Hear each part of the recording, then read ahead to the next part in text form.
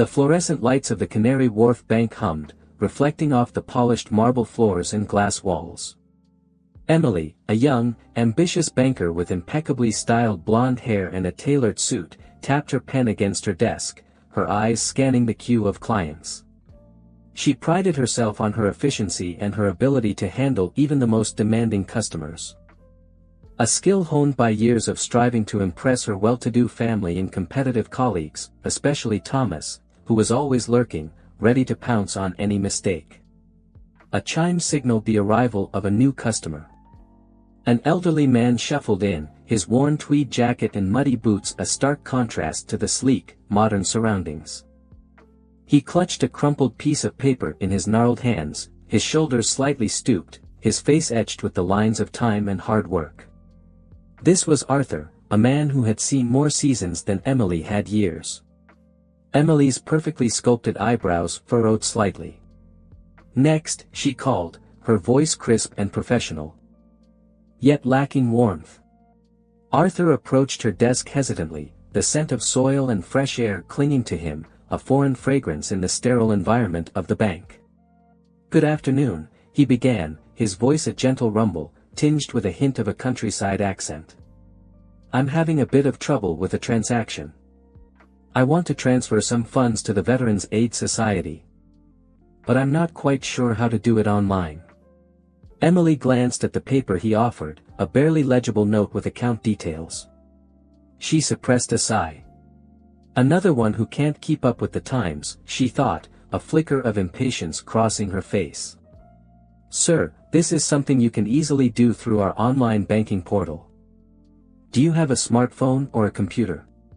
Her tone was polite, but laced with a hint of condescension. Arthur looked down at his hands, his knuckles swollen with age. "I'm afraid I'm not very good with those newfangled gadgets," he admitted, a touch of embarrassment in his voice. "I usually come in to do my banking." "Well, everything is moving online these days," Emily said, launching into a rehearsed explanation of the bank's digital services. She spoke quickly, using jargon that she knew he wouldn't understand, deliberately making the process sound more complicated than it was. She felt a twinge of guilt, but quickly dismissed it. She had targets to meet. And spending too much time with this one customer would throw off her schedule. "Perhaps a family member could assist you," she suggested, hoping to end the interaction quickly. Arthur hesitated, his gaze drifting towards the window, a faraway look in his eyes. "There's no one, really," he murmured, more to himself than to her. "Just me and the garden now." Emily tapped her pen impatiently. "Look, sir, I can try to help you, but it will take some time. You'll have to wait."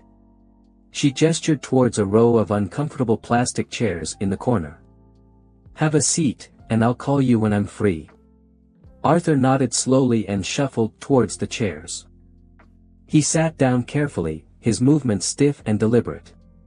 Other customers in the bank glanced at him, their expressions ranging from mild curiosity to outright disdain. His presence, so out of place, created a ripple of unease in the otherwise pristine environment. A few minutes later, a woman in a sharp business suit emerged from an office. This was Margaret, the branch manager, a woman known for her sharp eye and even sharper tongue. Her gaze fell upon Arthur, and her expression softened instantly. She strode towards him, a warm smile gracing her lips. "Mr. Finch," she exclaimed, her voice filled with genuine warmth. "It's so good to see you. How are you doing?" Emily watched, stunned, as Margaret greeted the old man with an embrace. "Mr. Finch?" The name echoed in her mind, but she couldn't place it. "Margaret, my dear," Arthur replied, his voice gaining strength. "It's good to see you too." "I'm doing well, thank you, just a bit flummoxed by all this new technology." Margaret chuckled. "Don't you worry, Mr. Finch. We'll get it sorted out. Come with me." She led him towards her office, leaving Emily staring after them, a knot of confusion and unease tightening in her stomach. As soon as the office door closed, Emily turned to a colleague. "Who is that Mr. Finch?" she asked, trying to sound casual. Her colleague, a young man named David, raised an eyebrow. You don't know.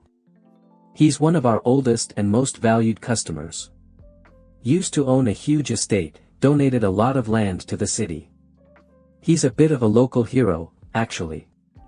And, he added with a grin, he's William's grandfather. Emily's blood ran cold.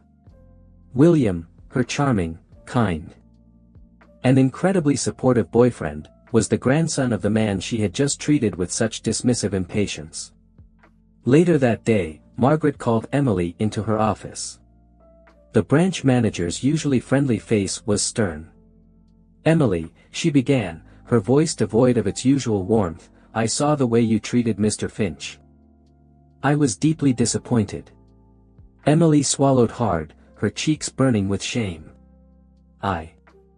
I didn't realize who he was," she stammered. "That's precisely the point, Emily," Margaret said, her voice sharp.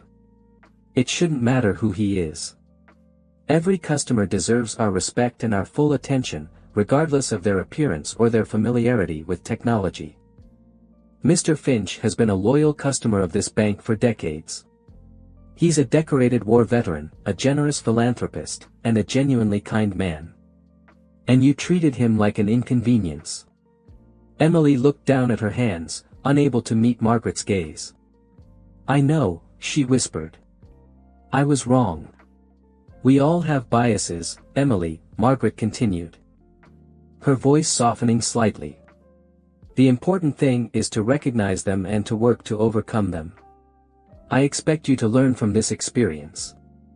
She paused, then added, "And I suggest you apologize to Mr. Finch. He's a forgiving man, but you owe him that much." That evening, Emily found herself on the doorstep of a charming cottage on the outskirts of London. A stark contrast to her modern city apartment. This was William's family home, and she was here for his birthday dinner, an invitation extended before the day's disastrous events. She had considered canceling, but knew that avoiding the situation wouldn't make it go away. As she stepped inside, she was greeted by the warm aroma of home cooking and the sound of laughter.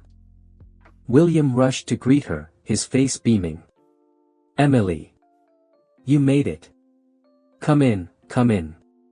He led her into the living room, where a group of people were gathered around a crackling fireplace. And there, sitting in an armchair, a gentle smile on his face, was Arthur Finch. Emily's heart pounded in her chest. She felt a wave of nausea wash over her. This was worse than she could have imagined. "Everyone, this is Emily, my girlfriend," William announced proudly. He turned to Emily. "And Emily, this is my grandfather, Arthur." Arthur's eyes met Emily's. There was no anger in them, no resentment, only a quiet knowingness. "It's nice to meet you, Emily," he said, his voice gentle. Emily forced a smile, her voice trembling slightly. It's nice to meet you too, Mr. Finch." The evening was a blur of awkward small talk and forced smiles. Emily tried to be polite and engaging, but her guilt weighed heavily on her.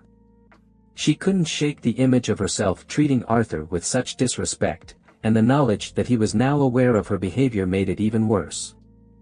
Later, while William was helping his mother in the kitchen, Emily found herself alone with Arthur. She knew this was her chance to apologize. "Mr. Finch," she began, her voice barely above a whisper, I wanted to apologize for my behavior at the bank today. I was completely out of line. I was rude and impatient, and I'm truly ashamed of myself." Arthur looked at her, his eyes filled with a wisdom that seemed to span generations. "I know, my dear," he said softly. "But I also know that we all make mistakes. It's what we do afterwards that matters." Emily's eyes welled up with tears. I judged you based on your appearance, and I was so wrong. I should have treated you with the respect you deserve." "We all carry our stories with us, Emily," Arthur said, his gaze drifting towards the fireplace. "Sometimes, those stories are written on our faces, in our clothes, in the way we carry ourselves. But they are not always the whole story. He paused, then added, "Your mother, Eleanor, she was a wonderful woman. A brave and kind woman. She saved my life, you know." Emily stared at him, bewildered. "My mother?" Arthur nodded. "During the war. I was a young soldier, badly injured. She was a nurse, working tirelessly to tend to the wounded. She never gave up on me, even when things looked bleak. She was an angel." Emily was speechless. Her mother had never spoken much about the war, always deflecting questions with a sad smile. She had no idea that her mother had been a hero, that she had saved the life of the very man she, Emily, had treated so poorly. The shame intensified. "Your mother often talked about her little girl," Arthur said. "How much joy you gave her, especially since things have been so tough lately." Emily didn't know what to say. She was overwhelmed by conflicting feelings of shame, regret and gratitude. "I believe she would be incredibly proud of the woman you've become, and that you work so hard to take care of her." He offered a gentle smile. The weight of her actions, juxtaposed with the unexpected revelation about her mother's past and Arthur's inherent kindness, pressed down on Emily. She felt a profound shift within her, a crumbling of the carefully constructed facade she had maintained for so long. I don't know what to say, Mr. Finch," Emily finally managed, her voice choked with emotion. "I'm so sorry. For everything." Arthur reached out and gently patted her hand. "There's no need for apologies, my dear. I understand. We all have our moments of blindness. The important thing is that you see now." Over the next few days, Emily couldn't shake the encounter from her mind. She found herself thinking about Arthur, about his quiet dignity, his resilience, and the untold stories that lay behind his weathered face. She decided to learn more.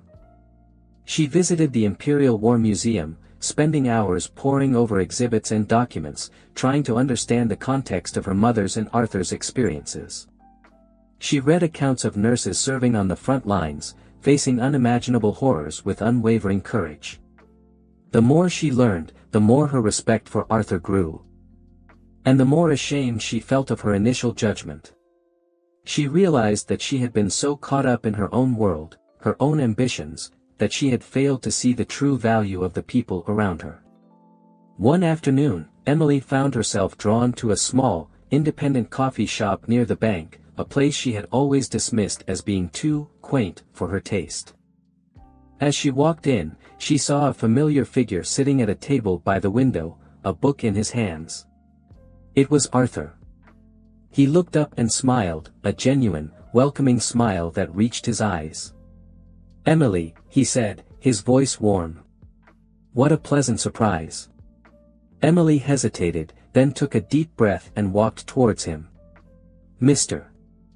Finch," she said, "would you mind if I joined you?" "Please, call me Arthur," he replied, gesturing to the empty chair opposite him. "And I'd be delighted."